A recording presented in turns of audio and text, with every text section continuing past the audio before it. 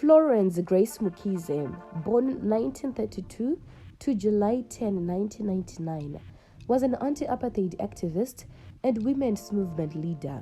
Mkhize was usually called Mam Flo.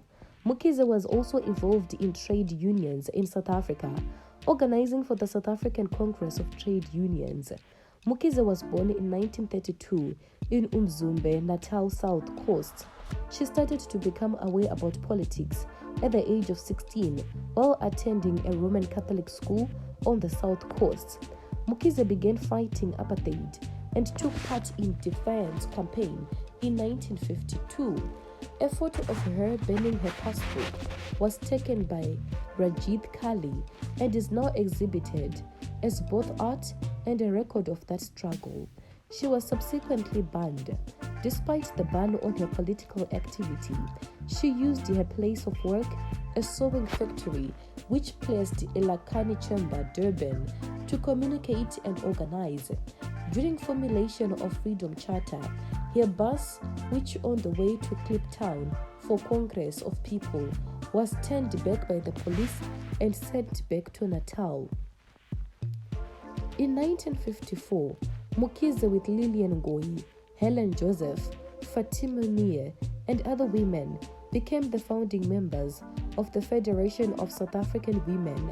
Mkhize organized women to participate in the Women's March in 1956, but was not able to go herself when the bus she was traveling on to reach Pretoria was turned back by police.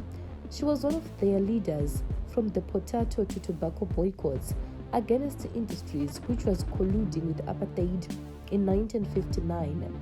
After African National Congress was banned in 1960, as a member of South African Communist Party, she continued to struggle by joining South African Congress of Trade Unions until the organization suppressed by the government.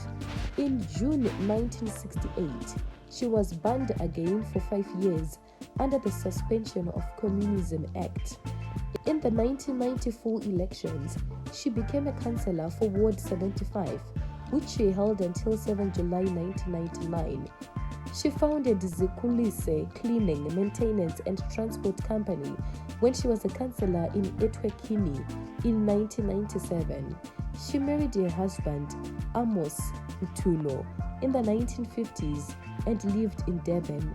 They had 4 children, her boys named Mandla and Tulani Kosi, and her daughter Shauwn Mkhize.